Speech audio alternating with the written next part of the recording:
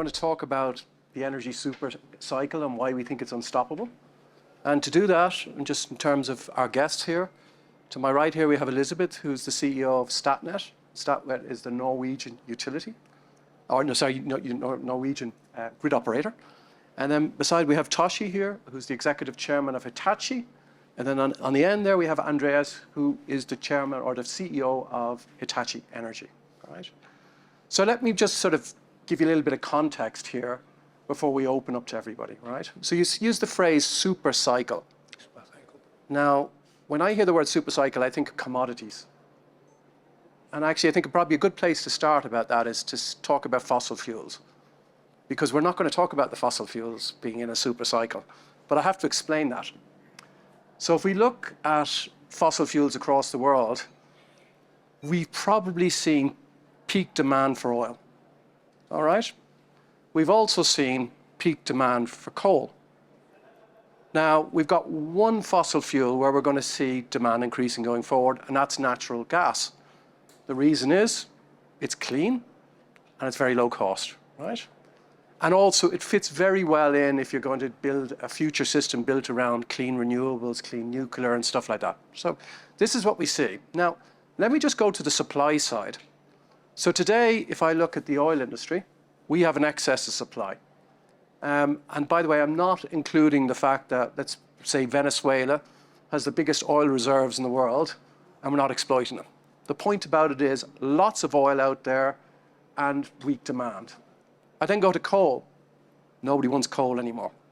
Okay? And it's not about climate change, it's just it's dirty, right? And there are cheaper alternatives like natural gas. So we've got declining demand for that and we've got lots of supply of it. Now, what does that mean? What that means is there's no super cycle in the fossil fuel area because it's high risk. Why would I put money, and I'm a finance person, why would I put money or capital to work in an area where I don't know what's going to happen with demand? Okay, so why are we talking about a super cycle in energy? Because we're actually talking about a super cycle in electricity. Very different, all right?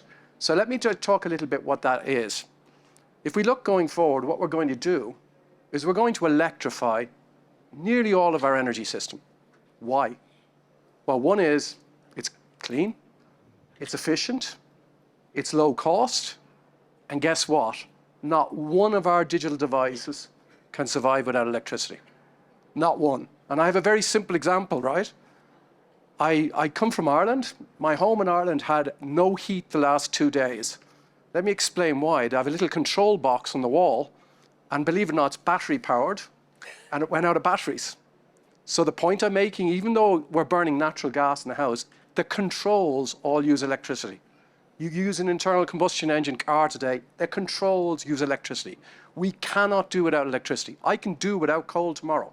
I can do without oil. I cannot do without electricity. Now, to add to that, I go and talk about the whole area of digitalization. Well, if I look in the Western world, what we've seen is electricity demand fall for the last 10 years. Not a great place to put your money, right? Mm. Well, guess what? Now we're seeing electricity demand go up. Why? Because of artificial intelligence. Yeah. All right?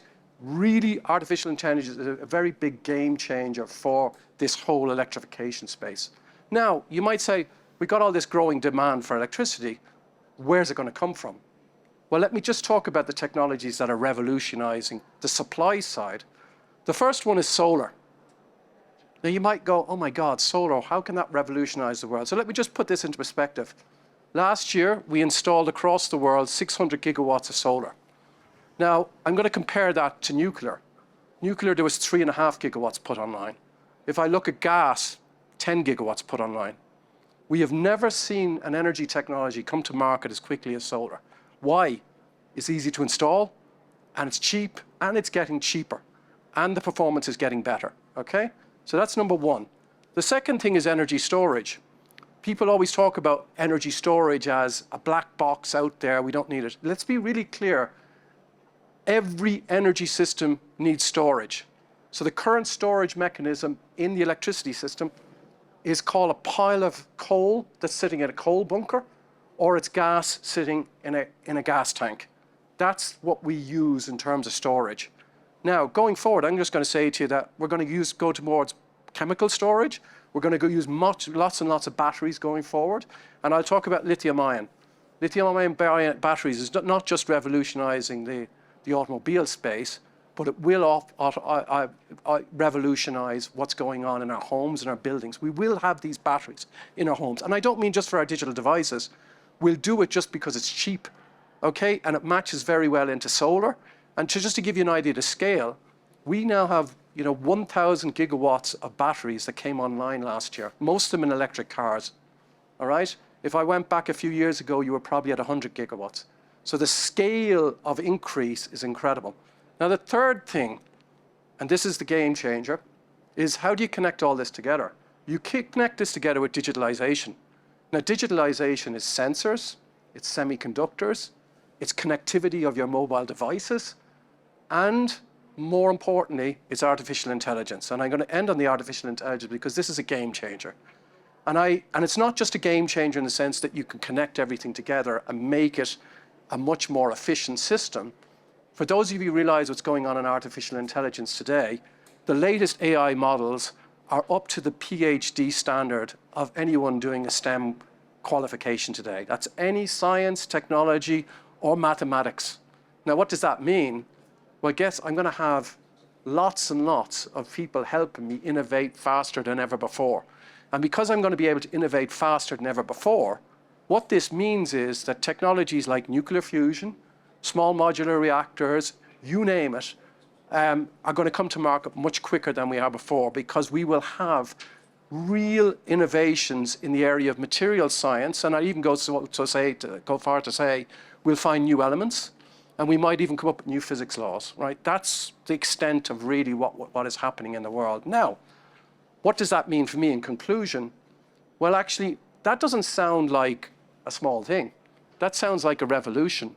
And if I go back in time, the first energy revolution, or the first industrial revolution, was a combination of coal and steam engine. So you needed the steam engine to drive coal demand. Then the second one was the automobile. It drove oil demand. Now, digitalization and AI, what they do is they push electricity demand, and in particular, it's going to be clean electricity. And again, clean electricity because of the innovations going on.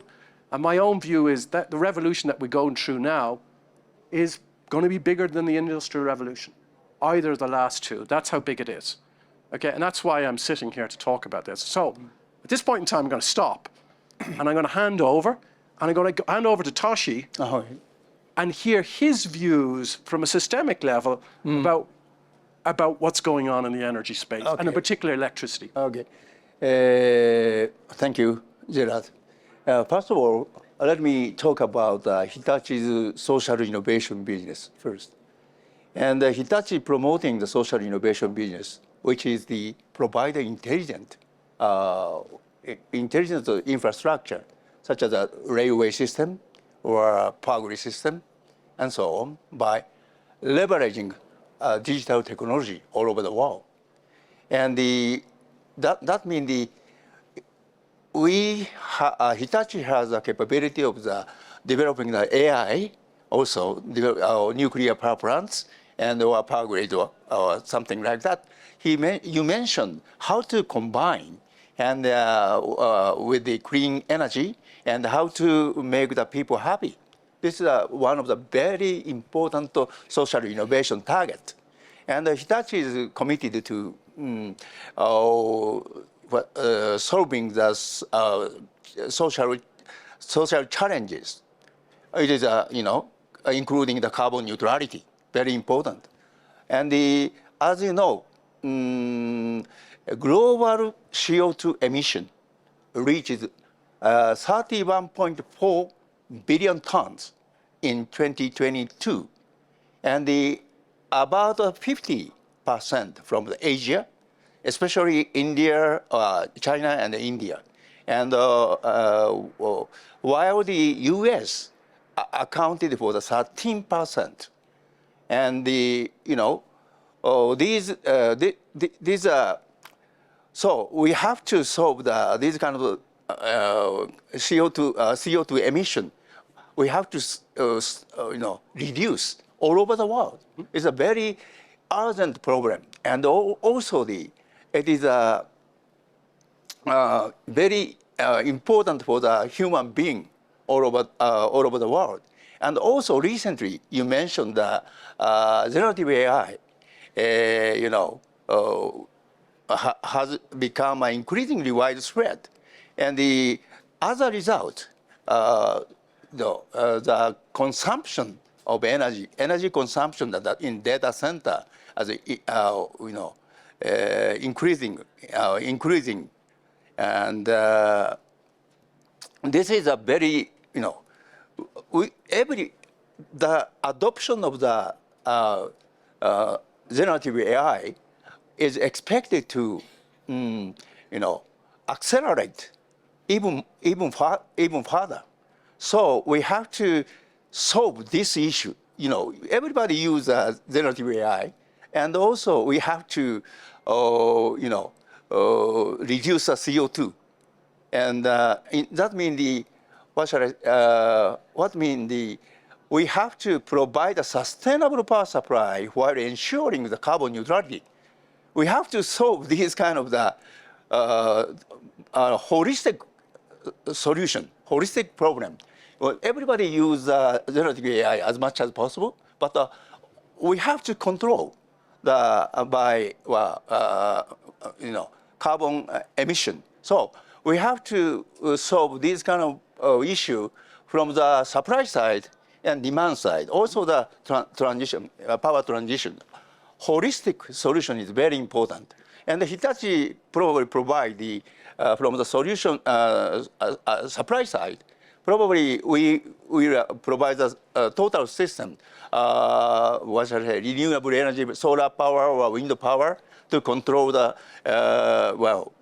the storage, and depending on the next day's weather, we can control the charge or discharge schedule. We have provide such kind of the system. Also, Hitachi can provide the nuclear, a little bit long term, but Hitachi have already experience in the big size nuclear power plant, 1.1 gigawatts in Japan.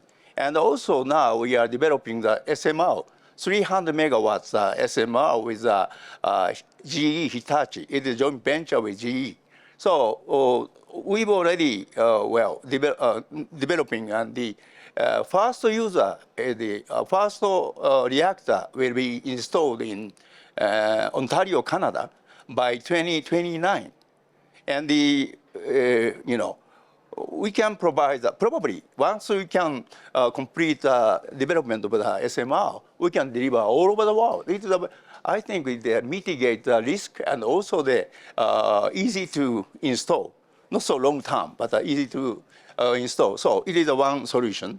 And second, Hitachi Energy will provide efficient, power transmission. That is very important. And also Hitachi provide the data center solution. We can provide optimize data center handling, including a cooling system or energy management system and so on. So we will do our best to provide sustainable energy while achieving the carbon neutrality. But probably Hitachi Energy will be the very important role to solve this issue. Thank you. Thank you very much. Elizabeth, I mean, you come from Norway, and if I look at Norway, Norway's really at the forefront of electrifying its energy system. And I mean, you've been doing it for a long while in the sense of heat, but now, in terms of transport, construction, et cetera, you're all at the forefront. So tell me a little bit about your experiences, and then what are the challenges now as a grid operator? It's a funny thing that you say that we are in the front, because I think it's just natural to us. We've had hydropower for many, many years. And all the houses use electricity for heating, and they have been doing for many, many years. in 2010, we launched a strategy in Statnett, and we called it The Future is Electric. And everybody laughed at us, not thinking about that they were using electricity already. But we have been totally dependent on oil and gas, of course, huge incomes to the whole Norway. But they didn't believe that actually in 2010, they didn't believe in an electric future. Just before Christmas, we launched a new strategy. Well, we had a few strategies since 2010, but keep calling it The Future is Electric until now. And what we call it now is electrification for a new era. Because it's suddenly, I think Norway realized in about 2018 that the future were no longer electric, the future were suddenly here. And in this strategy, because we have seen the demand from 2018, and we are in no position to meet this demand at the moment, even in Norway. And they are all very angry with us because we are responsible to meet this demand.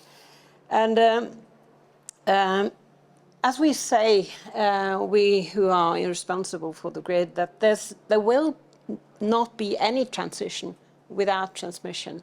And I think people maybe sometimes forget that.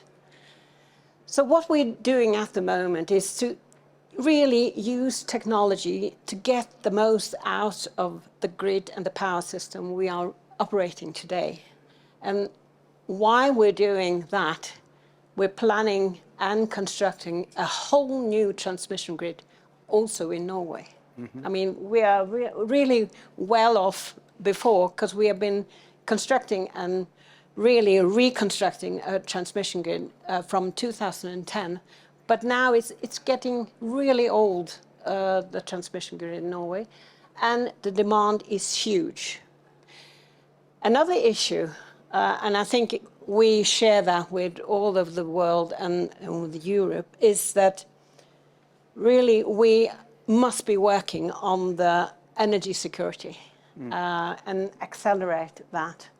And the third prioritized area in this strategy is to enhance the resilience of the power system we have today, both in operation and development. And we mustn't forget that Europe is the world's most interconnected power system. And that's really something that if something goes wrong in one region, if we don't have a really resilient and robust power system, it will really have an impact on the whole Europe and the neighboring regions.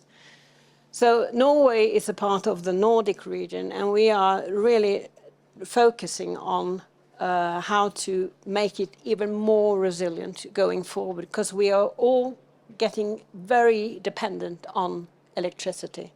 Totally. And then we have to go into, we all know the geopolitical situation, but we also need to improve the supply chains in Europe. And we need to think about spare parts.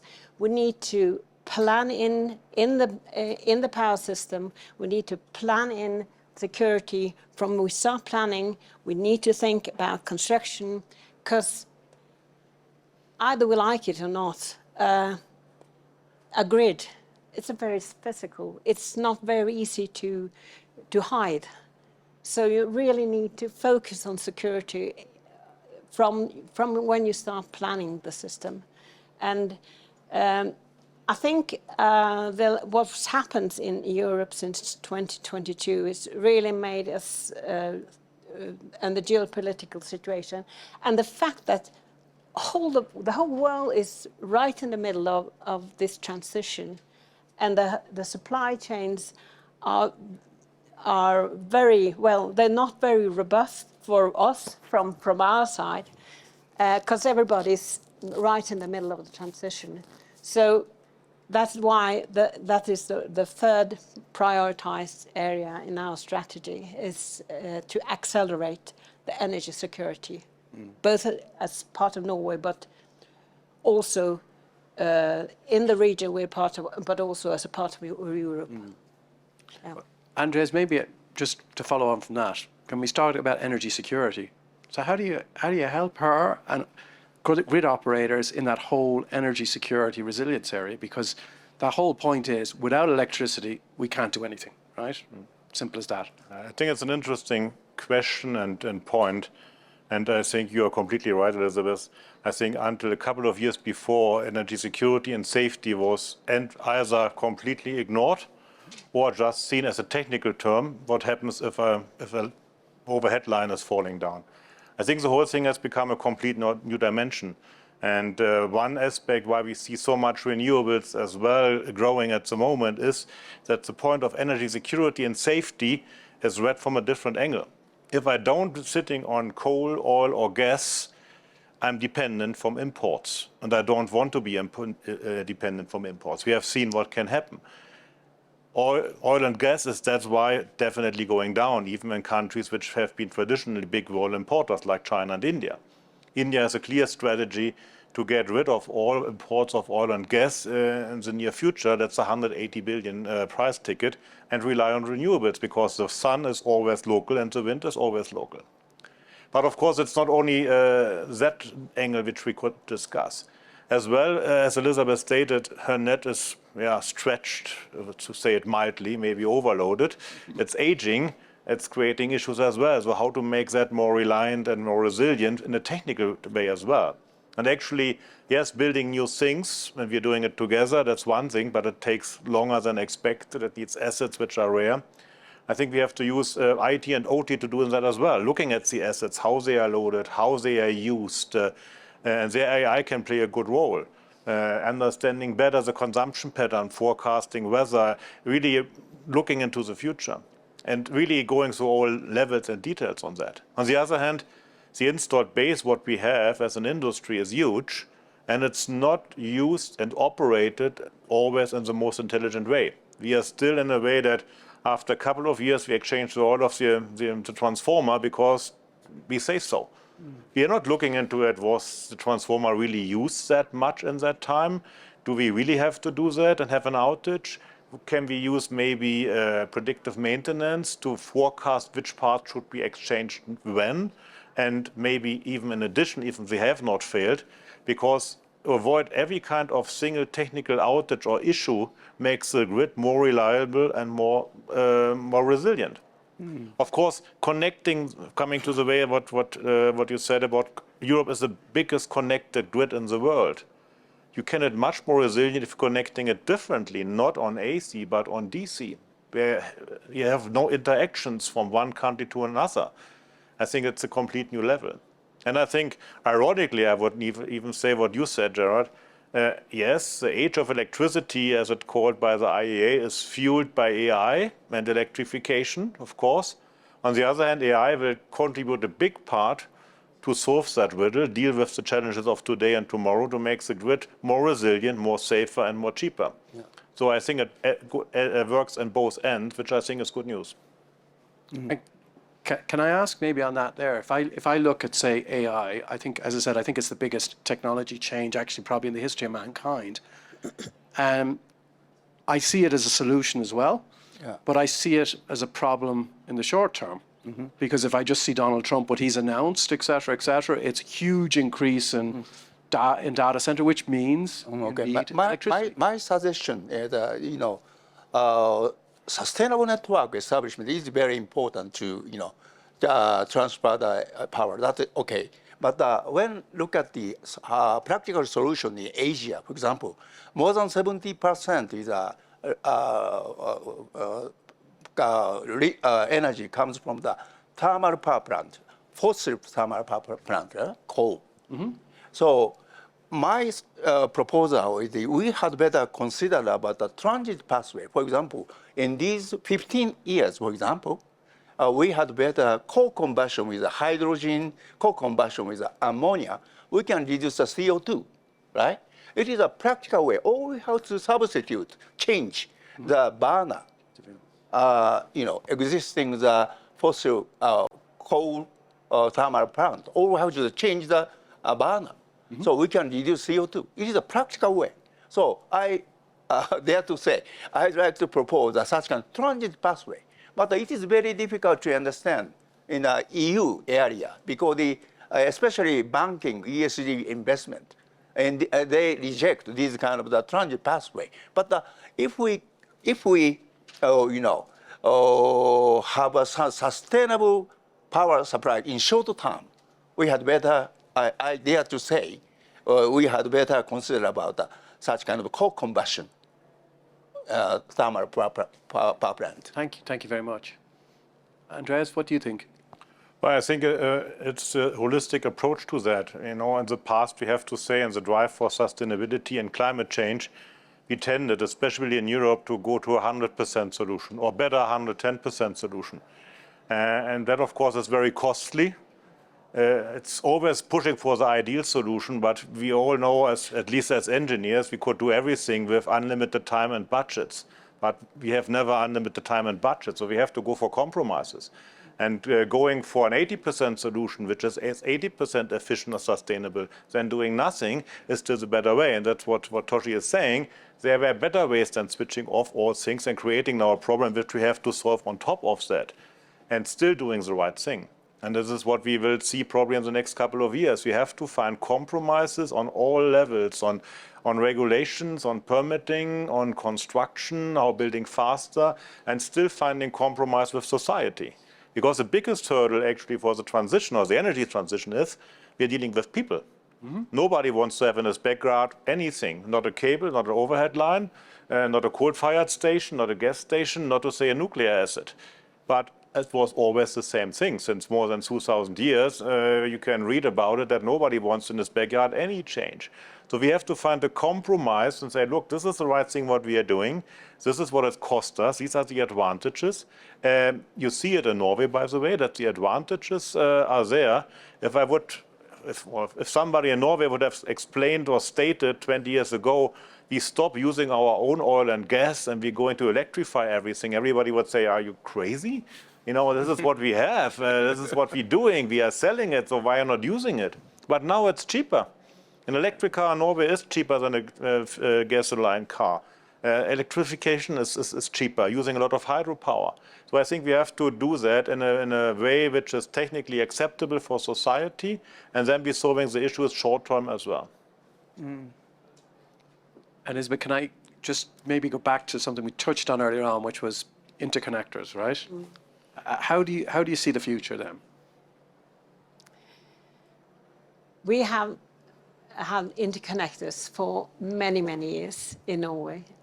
We have about 17 interconnectors. And at the moment, it's very controversial, politically controversial. And I think everything was going quite well because it's a part of being secure, energy security. And it's also, of course, a part of value creation. I mean, hydropower, we're selling it when we don't need it ourselves. But when the war in Ukraine happened and Russia went in there and we had, well, you all know what happened with the energy prices. And suddenly, we imported the energy prices. We've always had very stable energy prices in Norway. And suddenly, we didn't have any stable. And it was quite high at some time as well. And then this discussion really started. And that was, unfortunately, at the same time that we launched our, or went into commission with the last interconnector to the UK, right at the time, or just before.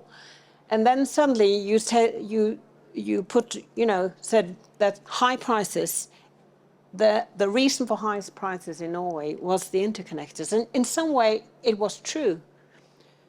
But what we trying to tell and trying to make politicians realize that having interconnectors, it's part of energy security. It's part of value creation, and we both import and we export, and in average, on an ordinary normal year, the price is not, it's quite good actually, and we see both that the prices last year were lower than the year before in average, but in the peak hours or when the price is zero, where they start writing about it and they start discussing it. So it's very controversial, but and it's not my job to look into the future and see how it goes. We have the interconnectors.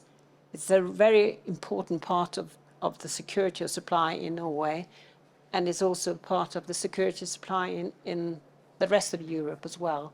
So you can't just choose to, if we didn't have any of these interconnectors, we have to really invest in a lot of production and a lot of grid in Norway, and that's the alternative.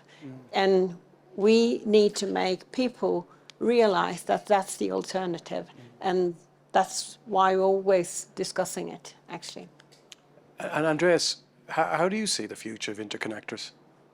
Well, actually, what you're saying, it has two angles, right? It's a technical angle. Interconnectors are helping with energy security and safety from a technical point of view, because if you don't have them, you have to build much more equipment on your own, which you can't share, which you only use in emergency, maybe never, and it's quite expensive. Building even a gas turbine as an emergency peaker, which runs maybe 600 hours a year, is nothing. It's actually having a car and never using it. It has a price tag, and the price tag is paid by every taxpayer. And so if you would really calculate that through, you pay in the end, without interconnectors, much, much more, and you pay it forever on a stable base. Yes, it's stable, but it's very expensive. From a market point of view, of course, yes, you're importing volatility, but the volatility is still cheaper than the average high price. But it's very hard to explain, especially in market systems where many customers, as in Norway, are directly connected to the market price and not having a tariff which is for a long time flat. Which system is better, even if you have, like in Germany, you have for a long period fixed prices, they just have the tendency to creep up because based on the volatility. So I think we have to just explain the complexity and say, look guys, there are not many possibilities either. We isolate ourselves and building it on our own, and that is the kind of price tag we have. It means more asset in our country, in your backyard. That means higher prices, more taxpayer money, or we have interconnectors and sharing risk as a community, and it has benefits as well, because you can exchange between UK and Norway energy. If you have enough wind energy in UK, the UK is exporting and you have a benefit, and vice versa. What is the best way? It is not an easy task, especially because we are coming out of a time period where this energy triangle between affordability, sustainability, and security was unbalanced, because security didn't play any price tag at all, technically or politically. There was no volatility, everything was fine. Now we see the downside, that the volatility comes due to security and safety and raising the price tag and creates volatility. But the risk was always there. And I think we have to balance it. There is no ideal solution. There is no magic trick we can play. There is no technical solution alone. That is something we have to have the discussion and say, look, this is the way it is. Is there not another point that we should add to this, which is the demand side? In other words, if you create flexibility on the demand side, that's also a big part of the solution. Yeah, definitely. But that's what I mean. We have a system which was created decades ago in a complete different circumstance. Now we have volatile generation, but we don't have volatile demand. And data center, especially Gen AI data center, actually adding volatility on the demand side, because they are unpredictable when they are starting or when they are stopping to learn at these huge peaks. So we have to use AI actually to predict that better and give our customers or your customers the benefit of flexibility and say, look, if you want to charge your electrical vehicle during the night, sorry, that's more expensive than you doing it during the day. So if you plan ahead, you have a benefit. And actually, in the industry and all my experience, what I've seen, if you give people an incentive and a little bit of this playing character, they love it. You know, as I put a solar system on my rooftop in Germany, my wife was telling me, why you're wasting all that money? We don't have nearly no sun in Germany, and what is it? Now she is looking very eager when the sun is shining to put all these things to work, right? She's even using that more than me, and even if the price difference is not that big. So I think there is something what we can do if we explain it better and we making actually our demand side as flexible and as volatile than our generation side. Toshi, do you want to say anything about what's going on in Asia? And Japan in this area? I think it is very important to establish energy security. And in order to establish energy security, we have to consider about how we can establish trust among like-minded countries. It is very important. And you know, after establishing the like-minded country group, we can link to the network, okay? And also we can share the technology among this group and how to reduce the energy consumption, or how to use AI by using AI, how to reduce energy consumption and CO2 emission. We can share. But judging from the current situation, there are so many, you know, geopolitical issues all over the world. So EU is one of the like-minded group. That's okay. But how to? There are so many, you know, different, you know. It is very the country which is very difficult to establish a trust. So how we can establish a trust and to consider about the holistic solution among the like-minded country. This is it should be the baseline. Elizabeth, can you talk about the demand side, what you guys are doing? We are working at the moment to get as much as flexibility into the demand side. Okay. And to look for customers that want to connect and disconnect when we want them to disconnect. Because we have a lot of peaks, we have a cold weather in Norway, and just to get them to disconnect for a few hours will help enormously. And that's part of, well, the point that we need to utilize the power system that we have in the best and optimize the use of the power system. That is having both flexibility on the demand side and at the production side as well. That's part of that. Okay. Can I go back to what we actually started with, which was energy supercycle? I said it wasn't energy super. It's an electricity supercycle. What's your own opinions, and what does it mean for your business and how you see it going forward? I mean, I will start with you. No, I don't know what to call it. I'm always wondering if we all say that we're in the middle of a transition. I believe that we are just in the beginning of the transition and a revolution or a super cycle. And we always say that 2030 is today and 2050 is tomorrow. So we are always in a hurry. I think we need to approach it both, I mean, as a society and both as between together with our suppliers as well, and in a very holistic way. And I think we need to rethink how we collaborate in a very different way, because we have no time to sit around and wait for someone else to pick up the bill or pick up the risk. I think we need to lean in and share the risk and share the cost, because we have no time to sit around and wait for someone else to dig in and do the job for us. Toshi, how do you look at it? Well, Elizabeth mentioned the holistic thinking. I think it is a very important keyword, because take for instance, recently it is very difficult to consider about, for example, carbon neutrality. and the circular economy, nature positive. These are seem to be the different issue, but we should consider about the holistic. I mean, in order to achieve the carbon neutrality, circular economy is very important. How to minimum, material input, and we reuse the product again and the material again. It is very important. We can reduce energy, and this also we have to consider about the nature positive. Or otherwise, if we throw away these products to the underground or something, it is something not so good for the earth, right? So in order to treat this one by using energy, it is a very energy consumption. We need to consider about the energy. So we should consider about the total holistic solution is important, and also. The beginning of the AI, at that time, we have to consider about the AI, ethical issue or something. But the important thing is how to adoption of the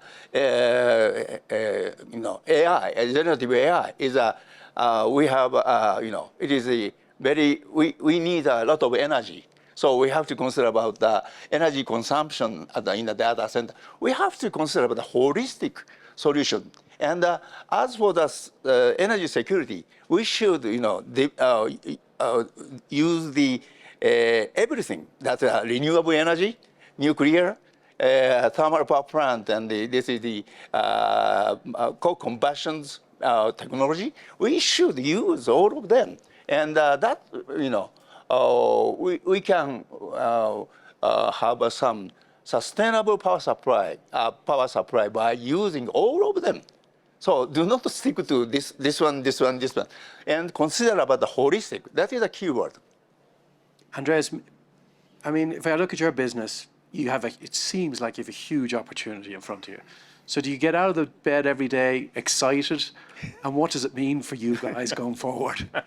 Well, of course, we are excited about this age of electricity and the supercycle. And we not only believe in it, we feel it, and we know it's coming. And we are in the middle of that. On the other hand, you have to consider where we are coming from as an industry, Hitachi Energy and all the others. For 20 years, actually, we were fighting for survival, and the decision of the day was which factory we are closing tomorrow, and which we are not closing tomorrow.